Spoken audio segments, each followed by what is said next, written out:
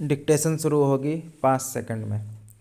In order to divine the intention of the legislature in the course of interpretation of the relevant provisions, there can scarcely be a better test than that of probing into the motive and philosophy of the relevant provisions, keeping in mind the goals to be achieved by enacting the same. Ordinarily, it is not the concern of the legislature whether the owner of the vehicle insures his vehicle or not. If the vehicle is not insured, any legal liability arising on account of third party risk will have to be borne by the owner of the vehicle. The provision has been inserted in order to protect the members of the community traveling in the vehicles or using the roads from the risk attendant upon the user of motor vehicles on the roads. The law may provide for compensation to victims of the accidents who sustain injuries in the course of an automobile accident, or compensation to the dependents of the victims in the case of a fatal accident. However, such protection would remain a protection on paper unless there is a guarantee that the compensation awarded by the courts would be recoverable from the person held liable for the consequences of the accident. A court can only pass an award or a decree. It can not ensure that such an award or decree results in the amount awarded being actually recovered from the person held liable, who may not have the resources.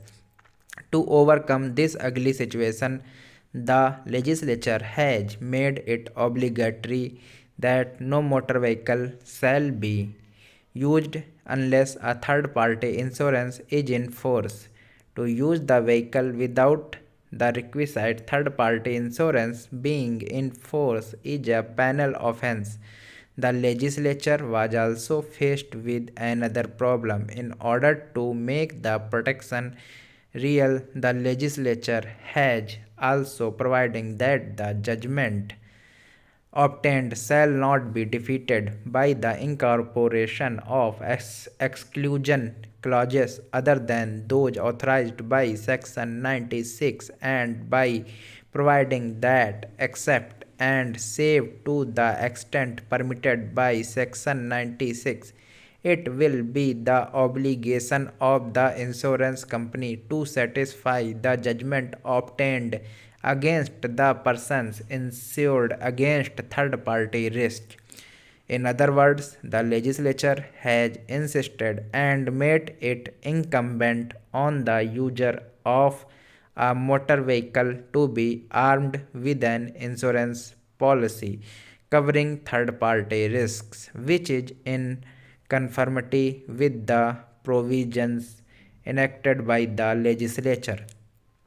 It is so provided in order to ensure that the injured victims of automobile accidents or the dependents of the victims of fatal accidents are really compensated in terms of money and not in terms of promise.